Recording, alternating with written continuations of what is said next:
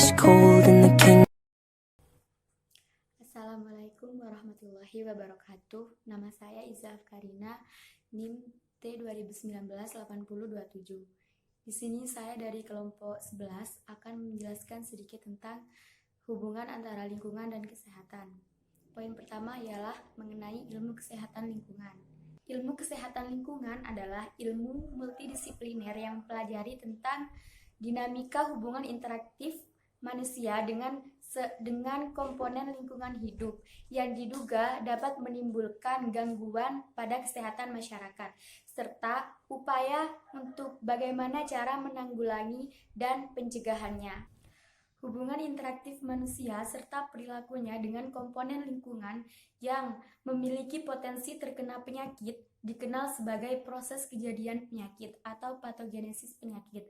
Dengan mempelajari patogenesis penyakit, kita bisa menentukan simple means dan bisa melakukan pencegahan. Selanjutnya ialah ilmu sanitasi lingkungan.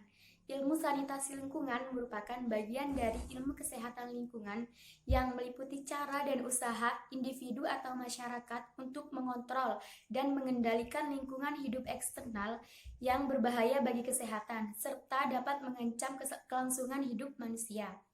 Sanitasi lingkungan adalah status kesehatan suatu lingkungan yang mencakup perumahan, pembangunan, pembuangan kotoran, penyediaan air bersih, dan sebagainya. Melihat kesehatan lingkungan di Indonesia yang masih memprihatinkan serta belum optimalnya sanitasi lingkungan yang terjadi di masyarakat Indonesia ditandai dengan masih tingginya angka kejadian penyakit infeksi dan menular yang terjadi pada masyarakat Indonesia. Sanitasi ini sangat menentukan keberhasilan dari paradigma pembangunan kesehatan lingkungan masyarakat Indonesia untuk 5 tahun ke depannya, yang lebih menekankan pada aspek pencegahan yang baik, serta angka kejadian penyakit yang terkait dengan kondisi lingkungan yang dapat dicegah. Selain itu, anggaran yang diperlukan untuk preventif juga relatif lebih terjangkau daripada melakukan upaya pengobatan. Mungkin cukup sekian dari saya, kurang lebihnya mohon maaf. Selanjutnya akan dilanjutkan oleh Mbak Ria. Wassalamualaikum warahmatullahi wabarakatuh. Assalamualaikum warahmatullahi wabarakatuh. Di sini saya dari kelompok 11, saya akan menjelaskan poin C, yaitu agen penyakit manusia dan lingkungan. Dalam agen penyakit manusia dan lingkungan ada 2 fase. Yang pertama adalah fase prepatogenis. Dalam fase ini terjadi gangguan keseimbangan antara agen penyakit manusia dan lingkungan. Contohnya itu seperti pencemaran udara yang disebabkan oleh kebakaran hutan.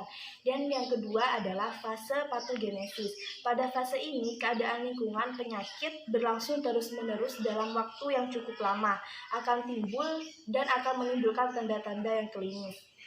Agen penyakit dibedakan menjadi 2, agen hidup dan agen tidak hidup, yang biasanya kita kenal dengan penyakit menular dan penyakit yang tidak menular.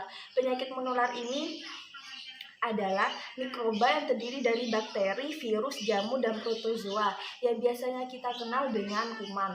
Dan sedangkan penyakit yang tidak menular yang biasanya disebabkan dalam jangka waktu yang panjang, yang biasanya disebut dengan agen fisik dan agen kimia.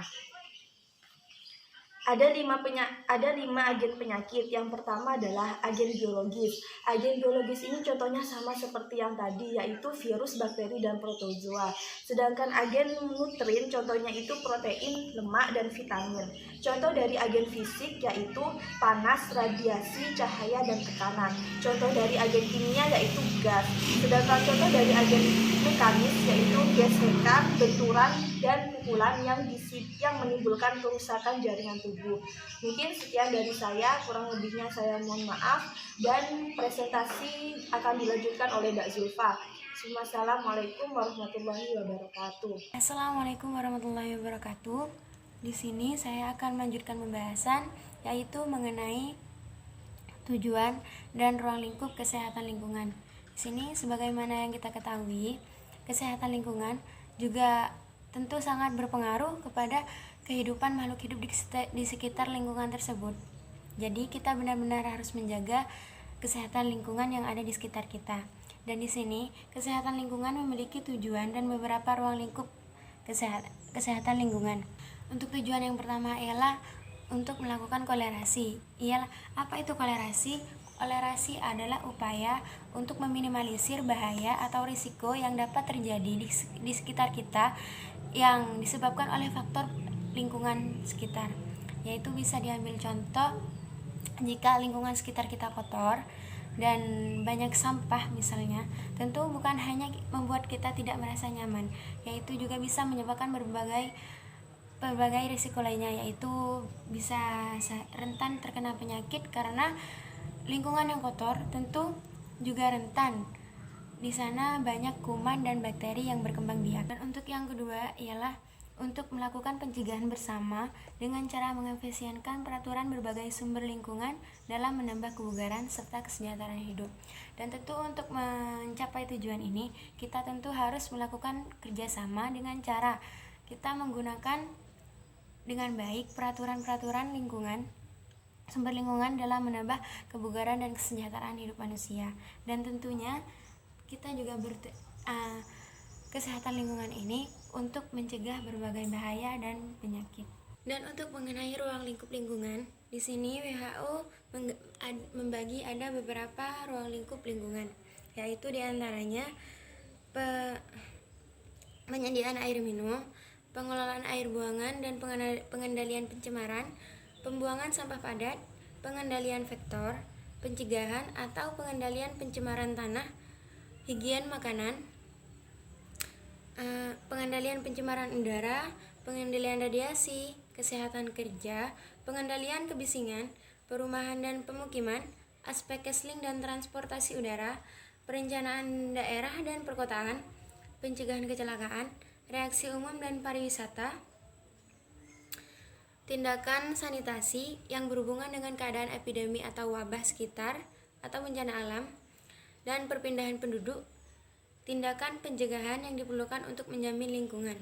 Dan di sini pemerintah Indonesia juga membagi beberapa ruang lingkup lingkungan yang ada di Indonesia yang disebutkan dalam pasal 22 ayat 3 nomor 23 tahun 1992 tentang ruang lingkup kesehatan, yaitu penyehatan air dan udara, pengamanan limbah padat atau sampah, pengamanan limbah cair, pengamanan limbah gas, pengamanan radiasi, pengamanan vektor penyakit, penyehatan dan pengamanan lainnya seperti keadaan pasca bencana.